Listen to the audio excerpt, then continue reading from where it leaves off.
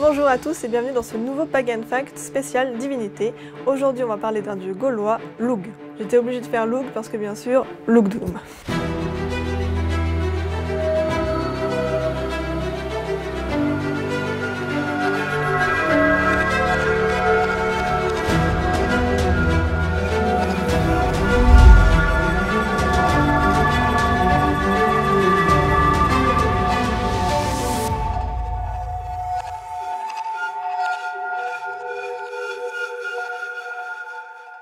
Lugh est le dieu principal du panthéon gaulois. Lugh, avec un H, est un dieu irlandais. Il est l'inventeur de tous les arts. On le célèbre le 1er août lors du sabbat de Lughnasadh. Plusieurs villes françaises lui sont dédiées, comme par exemple Lyon, qui autrefois s'appelait Lugdunum.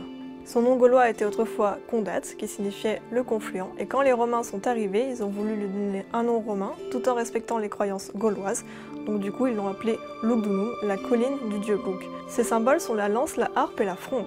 Et l'animal qui le symbolise est le sanglier. Il m'a donné faim avec ces histoires de sanglier. On le qualifie de lame fada, ce qui signifie dieu aux longs bras. Il a le pouvoir de frapper à distance, d'où la lance et la fronde. Il est également polytechnicien car il est l'inventeur et praticien de tous les arts, d'où le symbole de la harpe. Lugh est également vu par certains comme un dieu psychopompe, c'est-à-dire qu'il accompagne les âmes vers l'au-delà, tout comme il accompagne le soleil vers le crépuscule. C'est donc lui qui marque le passage entre obscurité et lumière. Jules César va l'associer au dieu Mercure. Dans la mythologie irlandaise, c'est également un dieu guerrier. Selon la légende, une prophétie annonça qu'il allait tuer son grand-père Balor, roi des Faumoirs, de sa fronde. Ce qui, comme toute prophétie, se réalisa. Par la suite, il a dû participer à de nombreux rites initiatiques pour se faire sa place parmi les dieux.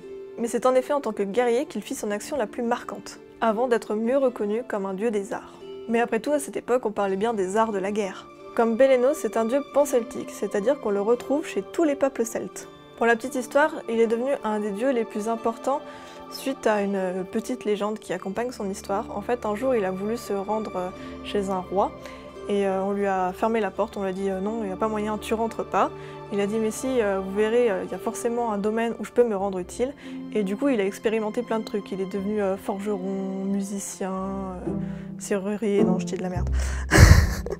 Charpentier, guerrier, magicien, bref, il a expérimenté plein de choses. Et finalement c'est en tant que joueur d'échecs qu'il s'est démarqué. Il a fait une partie d'échecs contre le roi, c'était une véritable joute intellectuelle et il a gagné. Et c'est comme ça qu'il a pu prendre le pouvoir du monde.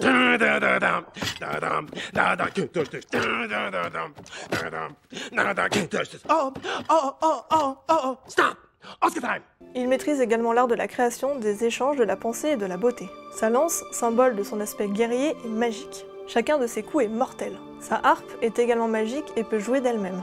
Mais quand c'est Lugh qui s'en sert, il est capable d'endormir, de faire rire ou de faire pleurer les gens. Dans certains mythes, il partage également les pouvoirs de la Morrigan, d'où son côté psychopompe, et c'est là qu'il apparaît sous la forme du corbeau.